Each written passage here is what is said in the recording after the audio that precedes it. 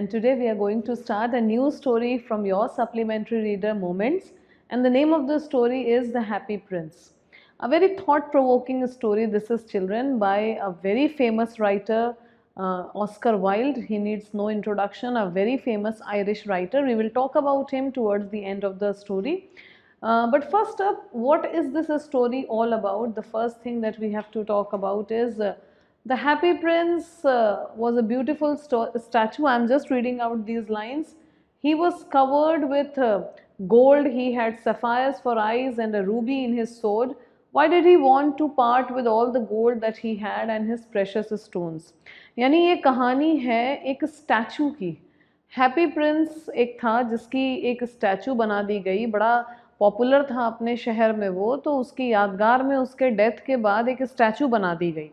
वो स्टैचू पूरी गोल्ड से कवर्ड थी, उसकी आंखें सैफायर्स की थी. There was a ruby as you can see in his sword. लेकिन कुछ समय बाद वो जो स्टैचू थी वो चाहती थी कि ये सारी कीमती चीज़ें उससे दूर हो जाएं. तो why did he want that? Happy Prince was called so because वो अपने रियल लाइफ में, अपने जब वो अलाइव था तब वो कभी दुखी नहीं हुआ.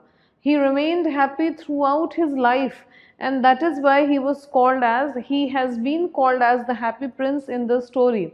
So now let's see कि ये happy prince जब स्टैचू बन गया डेथ के बाद, जब इसकी स्टैचू बना दी गई, जब इसका एग्जिस्टेंस रियल ह्यूमन बीइंग से एक स्टैचू बन गया, so then why did he want to part with his belongings, with all the precious metals and stones that he was adorned with, जिससे सजाया गया था, वो क्यों उससे अलग होना चाहता था?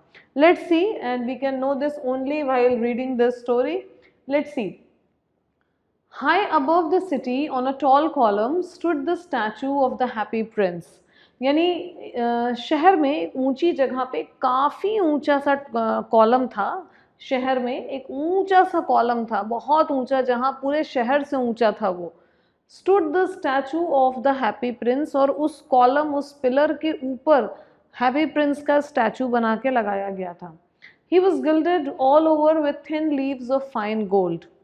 For eyes he had 2 bright sapphires and a large red Ruby glowed on his sword held.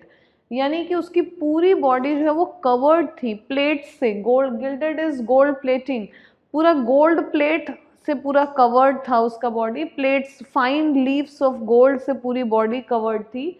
And आँखों की जगह, जो उस मूर्ति की आँखें थी उसकी जगह 2 ब्राइट सफायर्स लगाए गए थे. Sapphires are blue coloured stones. Okay. And a large red ruby, और एक बड़ा सा रेड कलर का रूबी चमकता रहता था उसके स्वॉर्ड के हैंडल में. हिल्ट इज द हैंडल, जहाँ से स्वॉर्ड को होल्ड किया जाता है.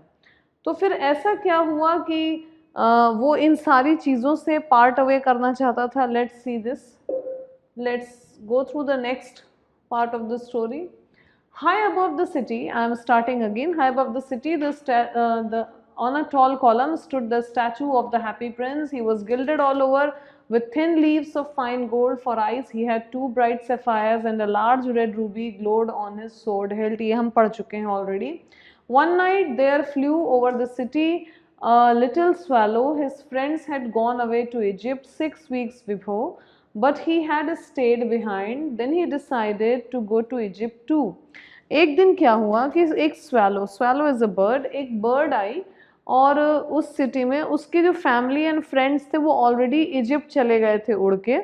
लेकिन उसको भी जाना था बट वो नहीं गई. माइग्रेटरी बर्ड्स होते हैं ये, जो जब ठंड आती है तो वो वार्म एरियाज में शिफ्ट हो जाते हैं, उड़ के चले जाते हैं. तो इसको भी जाना था but he was left behind for some reason, वो रुक गया था. Okay. All day long he flew and at night time he arrived at the city. और ये जो स्वैलो था ये सब जगह दिन भर उड़ता रहा और रात में ये शहर में, इस शहर में, हैप्पी प्रिंस के सिटी में पहुंचा. Where shall I put up? He said. I hope the town has made preparations. And he says कि मैं कहाँ रहूँ, कहाँ रुकूँ. I hope the town has made preparations, मतलब कुछ तो ठंड से डील करने के लिए किया होगा इस शहर ने, क्योंकि अब सर्दियाँ आ रही हैं तो कुछ तो ऐसी जगह मुझे मिल ही जाएगी जो मेरे लिए सूटेबल होगी. I hope the town is ready for me. Okay.